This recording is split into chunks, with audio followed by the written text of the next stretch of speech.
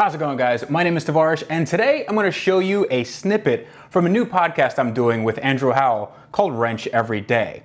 Now, we're going to be posting this every single weekday on the Wrench Every Day channel, so be sure to subscribe, like, and ask us lots and lots of questions, because we're going to be talking about tools, wrenching, engine swaps, and everything having to do with cars and car culture. So check it out in the link below. I had a 2000 Audi A6. Ooh.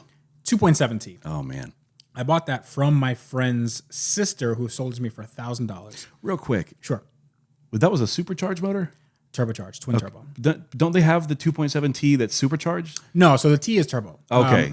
What they had was the newer ones are 3.0 supercharged. So those are the supercharged motors. And then they also had a S4 that was 4.2 supercharged. So those are the only supercharged motors. But the ones before are the 2.7T, which were the S4. Mine was an older one. So Just for some reason, I thought like there was a 3.0 something 0.0 T, but it was supercharged. No. Well, okay. So no, you're right in that the newer ones, 3.0 T, are supercharged. Oh, okay. Yeah. So that makes no sense. Why isn't that 3.0 S? Yeah. So listen, man. We live in a world where nothing makes sense anymore. You're right. You know? You're right. If you look at nomenclature, it's an S line and it's AMG. Nothing makes any sense. So I got this car for $1,000 and it didn't start. And that's how I get all my cars, apparently. So it didn't. Par for the course. It didn't start, but actually it started every once in a while. So I knew that the starter was okay, but it had some issues. So I 30% of the time, it started 100% of the time. Exactly. Right. 100% of the time, 30%. I ended up buying a starter from eBay because I didn't have any money. So I bought a used one for like $30. Nice. And I said, how hard could it be? I could change a starter. I mean, I had a Maxima before then. I was like, I could change a starter in like an hour and a half. It's not. And where was the starter located? So that's the interesting bit. The starter on the Audi A6 2.7T is on the side. It's in between. It's in between the engine and transmission, obviously, because that's where you need the starter. But it's nestled right underneath the turbochargers, but above the subframe. Oh, good. So you can't get to it from under the car. Right. You can't get to it from on top of the car. So you have to drill a hole through the door. So what through you do? The transmission tunnel. You dig a hole, park the car in it, and then cover the car. Yeah, and then cover the car, and it's done. No. So what you have to do is you have to do this thing called, you have to put the car into service carrier position. Now, for those of you who have Volkswagen Audi Group cars, you'll know what service carrier position is. It's basically when you take the entire front end of the car and move it about 6 inches up. And there's like these little slots for the fenders, in the fenders, and the entire front clip is on a cradle. And all the hoses and whatever, they're designed to flex a little bit. Obviously, this is an Audi. They don't flex. Right. Right. So you put it in service carrier position. You have that 6 inches of clearance that gives you so much room for activities. Yeah, thank goodness for that. Then you have to take off the front turbo piping, which was full of oil because, of course, it's an Audi. Yes. Literally just pouring out oil. You have to take off the serpentine belt. You have to take off the alternator. Alternator has to come out. And then through that alternator hole, through the void that you made by taking off the alternator, you have to feel around for the starter, and there's 2 bolts. One is you access from the front.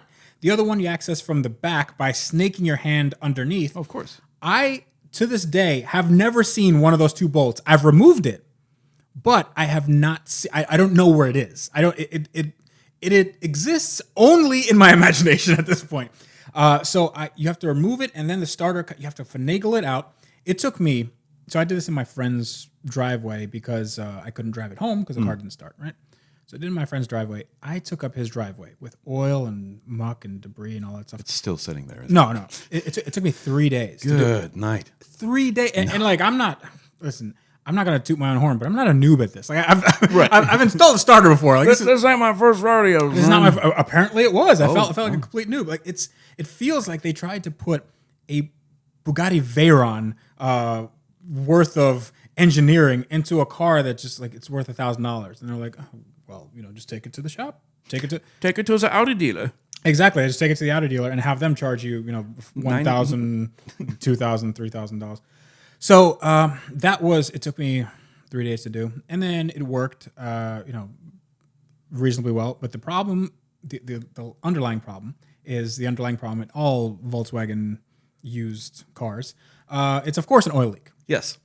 So the oil was absolutely caking the old starter, and it just wouldn't work. So it's just not making a good connection with the electricity because it was just caked in oil. So then I had to replace all the seals, and they never really sealed right. I had to replace all the connectors that were brittle and broken. Yep. Those always go, and the same thing for BMW. Brittle and broken like your spirit. Exactly, just like your spirit after you. You find out how We much... want you to feel brittle and broken after owning this car. Well, there's a sense of satisfaction there, but it's not. I don't know. It's fighting in the trenches. Then you're like, finally, I'm back to zero. Yeah, right. Yeah. But with the Audi, it's just like it was one thing after another. It was a nice car. It had a decent power. It was comfortable. It had a great stereo.